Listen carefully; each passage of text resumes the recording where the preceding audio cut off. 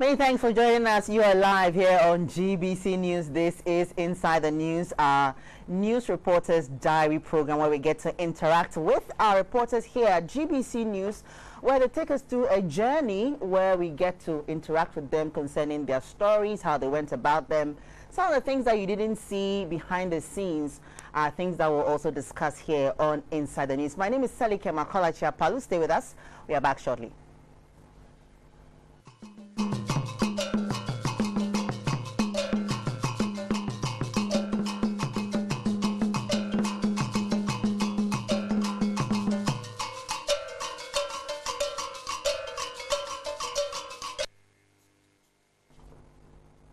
Welcome back. You're still watching Inside the News, our news reporters diary program where we get to interact with our reporters here at GBC News concerning their stories that they put together.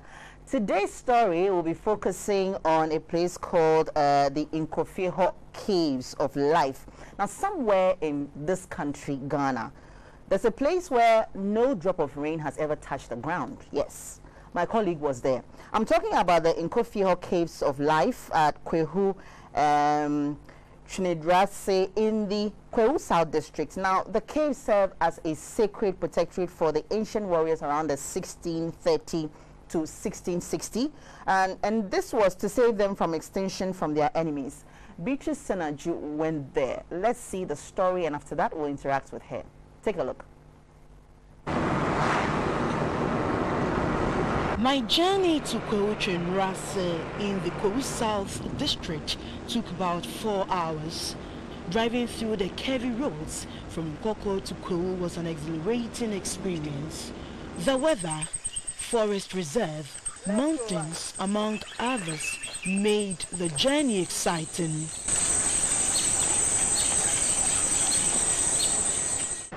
Kwahu is the best place to be in Ghana, especially during Easter holidays.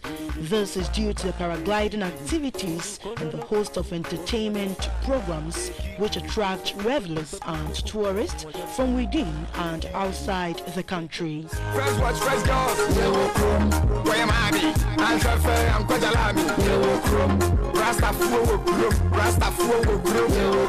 When I got to Obo, the place looked as though it was a ghost town. The hustle and bustle that is seen during Easter festivities were absent, and the streets were virtually empty.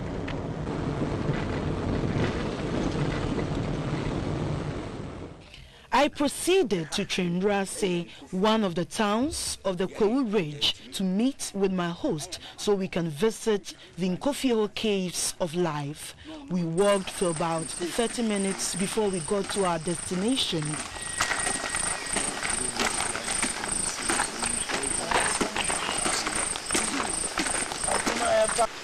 I'm at the entrance of the Nkofieho Caves of Life. History has it the caves served as a sacred protectorate for ancient warriors who migrated from the Ashanti Kingdom to save themselves. It was also a hideout for indigents of the area during war times. Join me as I explore this wonder of nature. The Nkofieho Caves of Life was a sacred place for warriors to save themselves from the marauding forces of the Ashantis. History has it that the adversaries could never explain why and how indigents appeared at will during battles, which enables them to triumph. The caves was surrounded by a thick forest and situated at a strategic place. My host then explained that the ancient warriors were able to disperse, regroup and attack due to the comfort the caves offered them.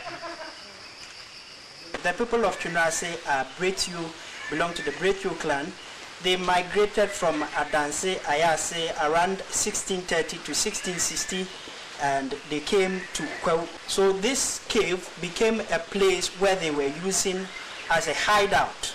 They cooked medicine there, that is cooking of war.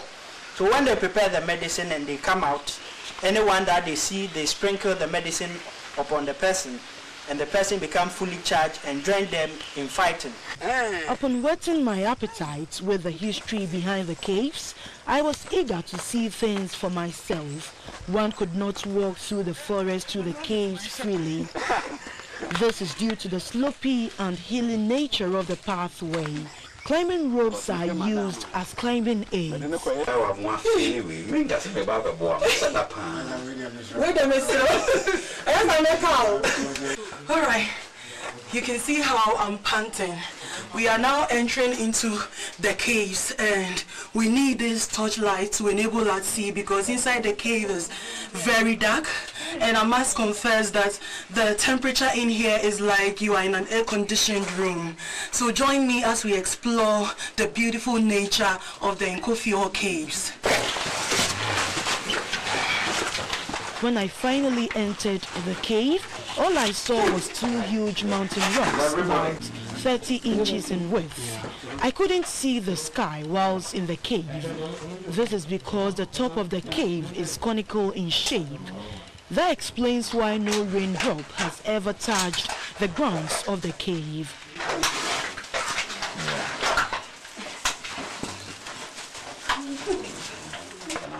Some features in the cave was its chilly nature. It was as if the place has been fitted with air conditioners. Outsiders cannot detect nor hear voices of those in the cave. It is for this reason why the ancient warriors were not traced by their adversaries.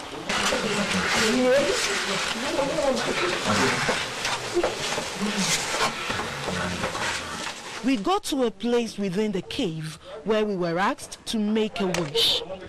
At that point, all lights were turned off to observe a minute's silence for the departed warriors. I must confess that I was gripped with fear, as one cannot even see the other person close to him or her. It was a time for the tour guide to pour a libation as well.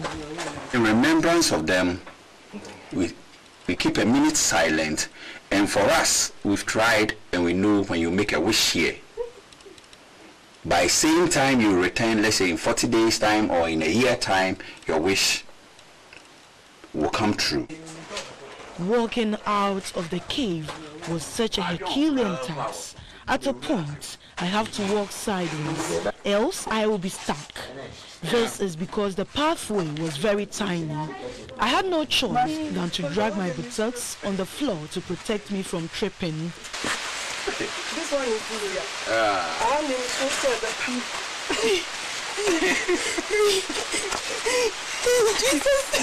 For close to 40 minutes, the journey, which looked impossible, had been done mainly with encouragement from my colleagues and tour guide.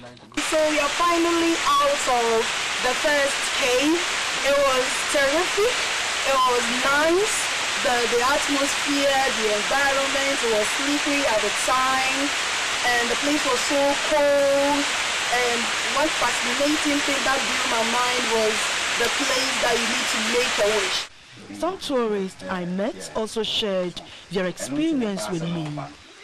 It's just a wonder how people can use that as an escape route to hide from warriors. Like in there, it's just too scary, too dark, and the experience of what runs through your mind, trying to imagine of what they went through during those times they use this place as a hideout. I think it's a wonderful experience. I think it's a good place.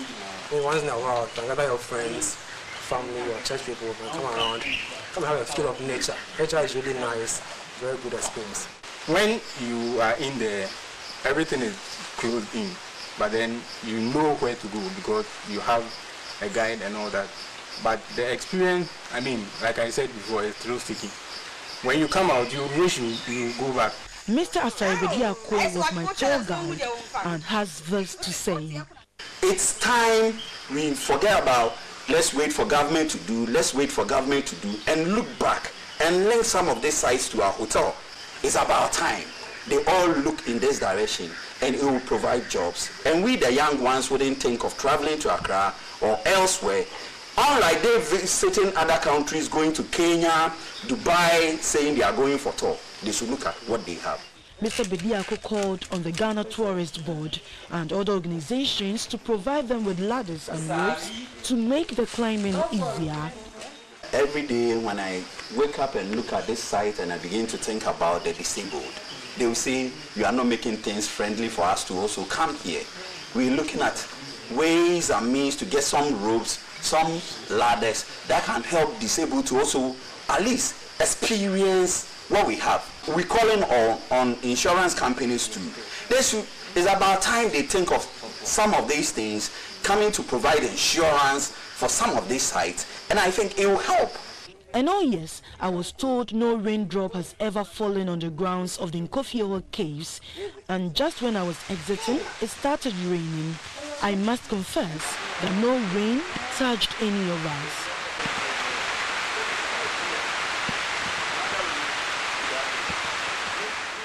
My journey to the Nkofieho caves of life came to an end. I kept on reminiscing on how the ancient warriors survived and the sacrifices they made to save their town. I cannot forget the emotional challenges other tourists displayed while hiking. While some screamed with terror due to the fear of falling off the mountain, others too were excited and could not hide their joy of having the opportunity to see the beautiful formation of these rocks. For me, the sight and sound of Nkofieho Cave of Life will linger on my mind and will not hesitate to go on this trip again anytime I have the chance. Nkofieho Caves of Life is a great miracle of nature that the Ministry of Tourism must add to its list of tourist attractions and promote it on the both local and international tourist markets. Beatrice Senaju, GBC News, Kwahu Twenedurase. Thank you, Jesus. Hallelujah. Welcome back. So that was my colleague, which is Senaju's experience and story from the Nkofieho Caves of Life. Beatrice is here. Beatrice, you don't have a fear of heights, do you? Not at all. Because I don't know, how did you go? Because you said hallelujah at the end, I can imagine. Exactly. Actually, coming out of that place alone is a testimony. In fact, you have to share that testimony. Were you praying? Yes, I did pray because the first time I decided to work on that story, right, I had a terrible dream concerning the place that we went in and the whole thing caved on us, like it came crashing on us. And this was how many days to the trip? It was like a week to the trip.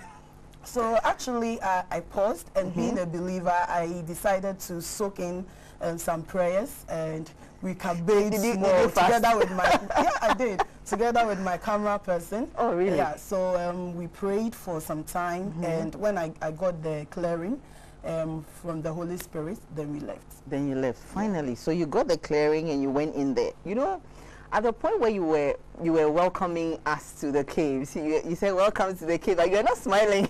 No, that's all. I didn't know what to expect. Okay. I didn't know whether it was going to be scary, like I saw in the dream, or what is in there. What if there are some insects or animals in there? I didn't know how the whole thing was going to be like. But as a journalist, I have to be bold and, you know, put up a facial expression that people wouldn't see that I'm scared. How did the idea come to you in the first place? Okay, I've been hearing of Kwahu and this Easter festivities and the rest. I've never been there. I have this mate, a schoolmate of mine, right, that is from the town. So we spoke, and I told him that I want to come to their community to do a couple of stories. Then he told me that, okay, there's this cave that people come, tourists visit a lot. Right. So when I come and I'm doing my stories, I can focus on that one too. And I said, okay, I'll give it a try.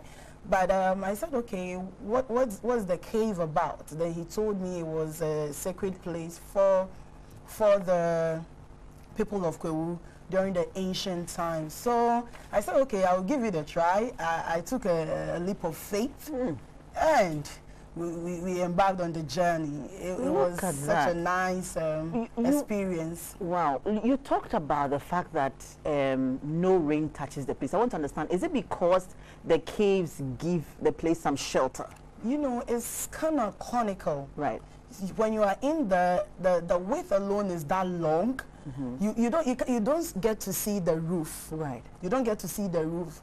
All you have some shots of the caves in the, okay, right. All you can see is just some huge walls. You don't know whether it is covered or not.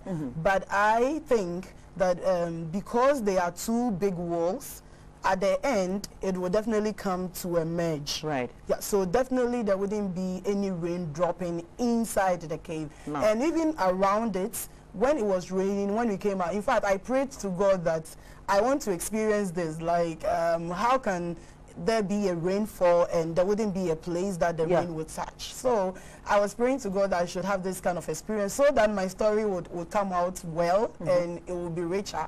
And just when we were about to exit from the cave, it started raining. And it wasn't like a drizzle. Okay. It was like a serious rain, raining cats and dogs. And I must confess that there was no rain. I wasn't even touched with no drop on my skin. Wow. So I'm like, wow, this is wonderful. I think this is something we should project to get a lot of money from it, because we are not projecting the things that we have. Do they make revenue from the people who come to visit the caves? Are they making some revenue? Before, they were not, because they were trying to expose the place to people. So they would tell you, okay, we have this place in Kwahu. If you come for Easter holidays, they would just make the announcement. Then the tour guides will take you there. Maybe when you are out of the cave, you just tip them. So that was what they were doing. But I think for now, they have put measures in place that they charge. And I saw from their website, they have a website that now, after the story was aired, even foreigners, when they come into the country. So the story got results? Yes, they've been telling me. Sometimes they screenshot the messages that people, after they've entered the caves, what their experiences, they screenshot it to me. And I feel excited, like a good job done. That the feedback was good. Yeah. What was the temperature inside the cave?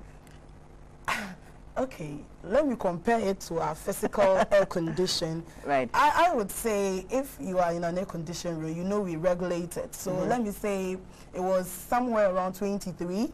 Let me put it that way. Maybe when you switch the air condition to 23. That's cold. It was very cold.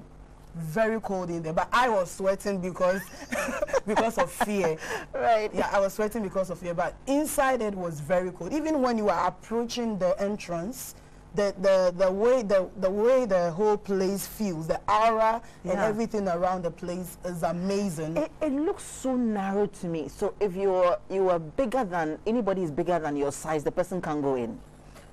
The person can try, but you see, in the olden days, the Ashantis and the Kwahu people, you know, they are not that huge people. Right. Yeah, they were smallish. Yeah, they were smallish, and you see, they did the thing in such a way that no other person can go in. You see, that's God is wonderful. You just cannot express how he is. So I was wondering how they were able to maneuver. You know, in the cave, at some point, you have to go sideways. And you can't go, if you go like this, you will get stuck. Let's begin from scratch. So when you were climbing up, I saw you holding a rope. Yes, without a rope you can't, because at some point it's slopey and it's slippery. So everybody holds onto this rope? Yes. How many people at a time? As many as are coming. As are coming or visiting the place. Yes. Okay. So my fear was that what if whatever the rope has been tied to get torn? It means that we are all going to die. Maybe it will come down with a stone or some of the rocks. And I was just praying that God, let this cap leave me. So eventually, we were all holding on to it. When we got there and we started filming, we got some guys from Tema. I think they were from the youth department in Methodist, and they said they wanted to explore the place so they can bring their people to the place. So they were also joining us. There were about 5 people. There were about 5. So in all, we were like 10. We were like 10 on this particular rope going up. Yes, I was leading. Going up. And how long did it take you to get to the actual cave? Because I was scared, one, and at a point you'll be falling off from the rope. It's a struggle. It's a struggle. So it took us, I think, I didn't check the time, but it took us almost 15 minutes to get to the top. That's almost an hour. Yes. Just 10 minutes short of an hour. Yes. To get to the top. To get to the top. Not even inside the cave, to get to the top. So after getting to the top, you have to do another climbing. Wow. Yeah, you have to do another climbing. That's it. Yeah. So you climb from this point. This one is so right from... That's the tour guide leading you? No, this was my friend, my sound person I went with. Okay. So the tour guide was up. He always goes up. That's so him in black. Yeah. Yes, so he can assist you when you find it difficult in climbing. And your hands were full with your notepad. My notepad. Oh, the struggle was real. The struggle was real. My notepad, because I'm seeing you wearing, what's that? That's a torchlight to enable you see inside the cave, because inside the cave is dark. There's no light in there, and there's nothing like bright lights in there. So you have to be in that one. Without the torchlights, I don't think you can even go in. I'm looking at these shots and I'm thinking, how did the cameraman manage? He was just to take the shot, because then he would have been up. He took the lead. At a point he was from behind. Okay. But when I was going to climb, and because it was my experience and everything, he took the lead and he climbed up. And he was taking, at a point he has to use one hand. Yeah, he has to use one hand to hold the rope, and the other hand to be taking the shots. And I was amazed when I was looking at the video. It wasn't even shaking.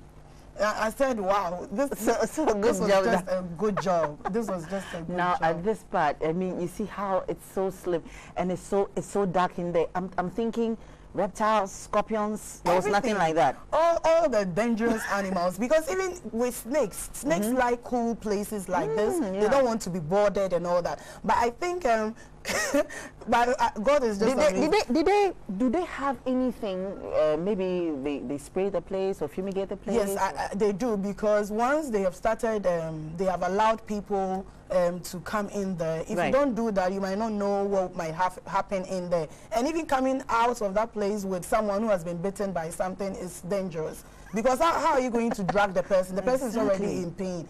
And you are also finding your way up and out of the place. Right. So what hand are you going to use? Because you need your hands.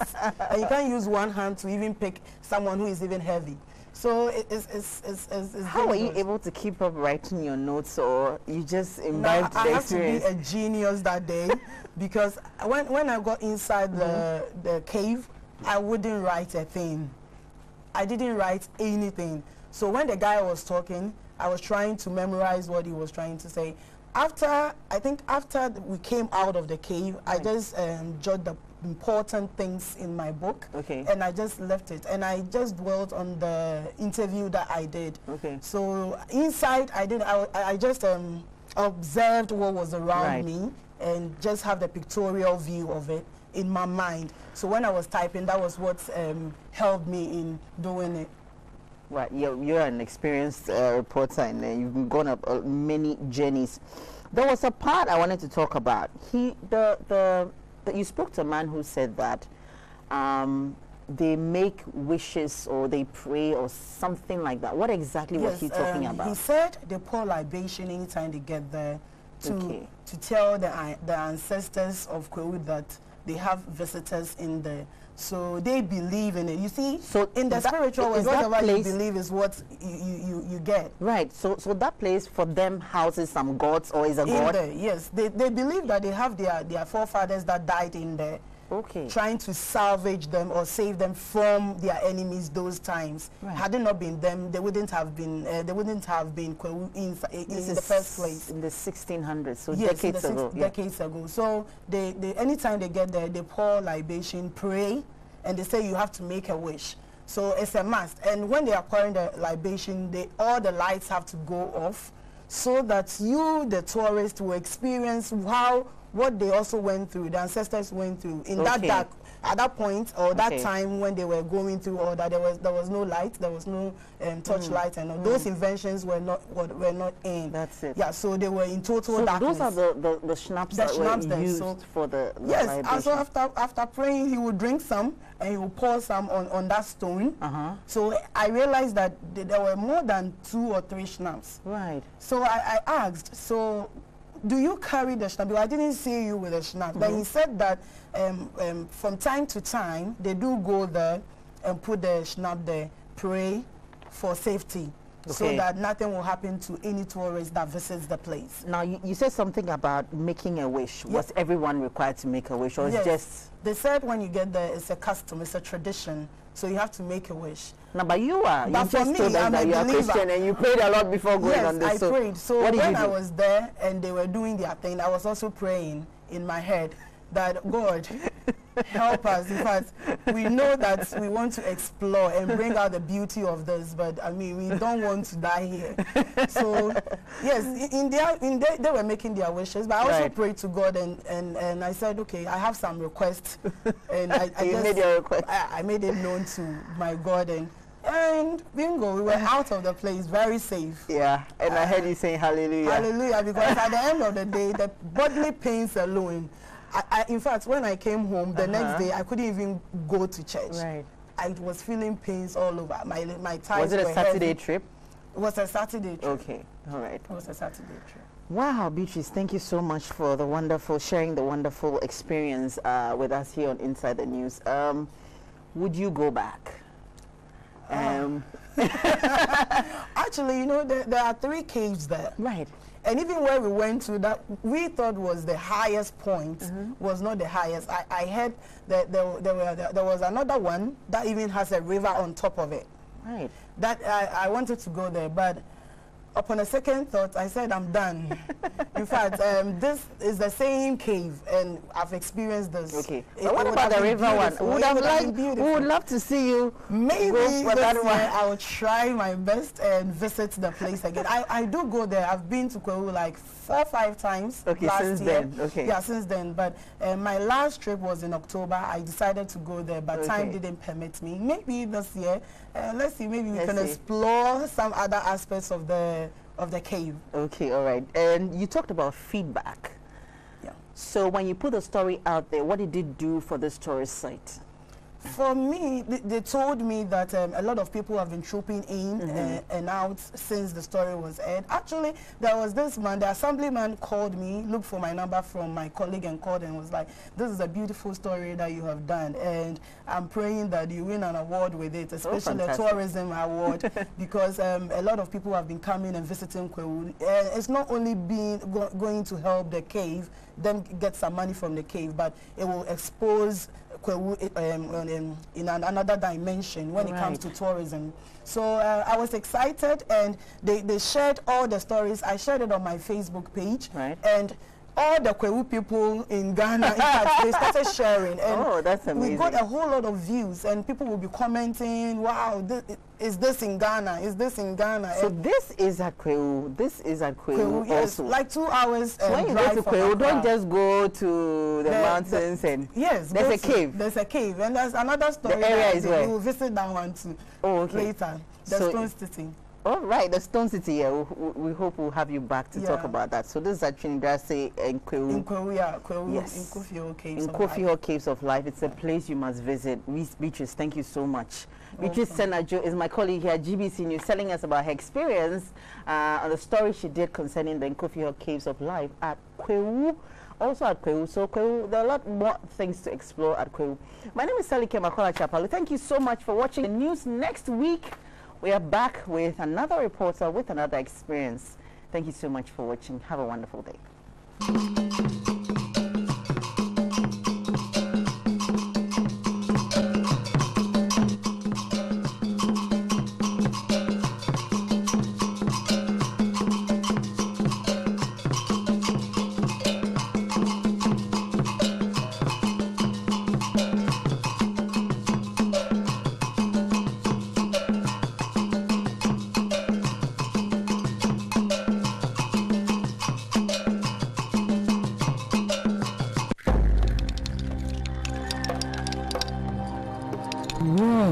kings since the 17th century. Every color of kente cloth tells a part of our story. Our independence, our growth,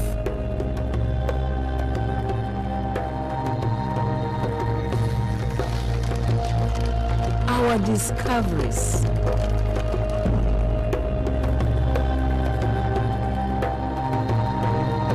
our enduring peace.